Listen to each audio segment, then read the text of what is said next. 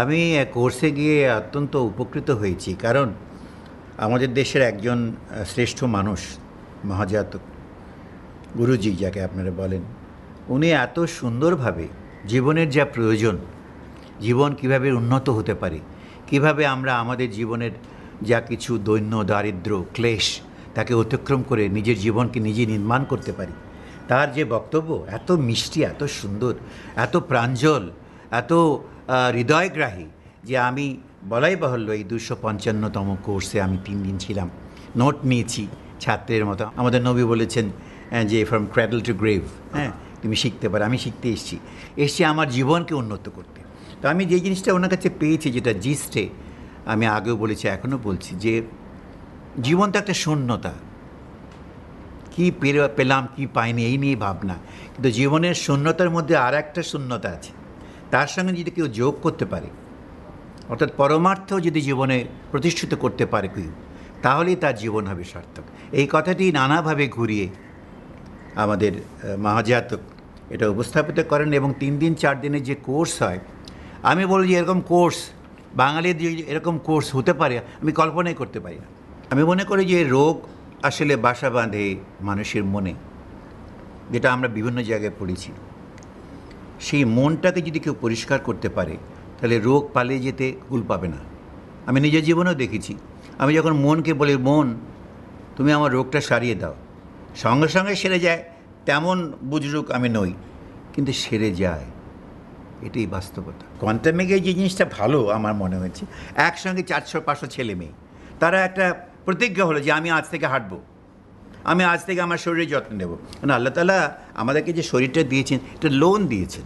তো কাজেই সেই জন্যে যদি আমরা প্রস্তুতি নিই, সুন্দরভাবে বাঁচি এবং যা কিছু খারাপ সেটাকে পেছনে ফেলে দিই, সুন্দর ভবিষ্যতের পানে যদি আমরা আমাদের জীবনের পাতা উন্মুক্ত করি, তাহলে আমি বলবো যে এটা একটা সুন্দর, it's a beautiful way of life.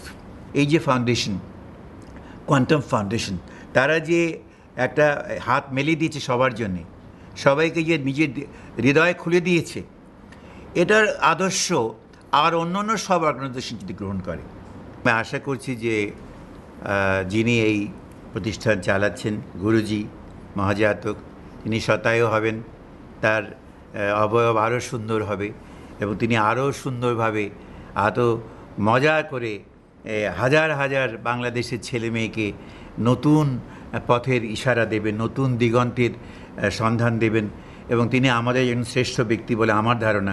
আমি মনে করি যাদের সঙ্গে দেখা হয়, দিনে ধরো 100 জনের সঙ্গে দেখা হয়, বছরে হয়তো 1000 লোকের সঙ্গে দেখা হলো, এবং আমি মনে করি যে আমার সঙ্গে যাদের দেখা হয়েছে সেই শ্রেষ্ঠ ব্যক্তিদের মধ্যেও তিনি একজন। কেন? প্রথম কথা হচ্ছে তিনি যতটুকু জানেন, আমরা সব তো জানি না, সব তো জানা সম্ভব হয় না। তিনি যতটুকু শিখেছেন, জেনেছেন, তা তার এই যে ছাত্রছাত্রী যারা আসে প্রতি বছর 1000, 2000, 5000, তাদের মধ্যে তিনি বিতরণ করেন।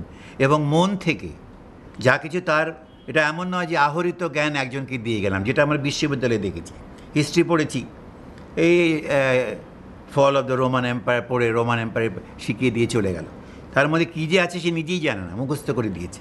তিনি ওনার অন্তরে এই শিক্ষাকে গ্রহণ করেছেন এবং করে এই যে ছাত্রছাত্রীদের মধ্যে এই যে মানুষ হওয়ার অন্তরের যে শিক্ষাটুকু, সেই শিক্ষাটুকু অনেক সুন্দর করে in a palatable way, in a sugar-coated way, in a nice way, in a decent way, in a jovial way.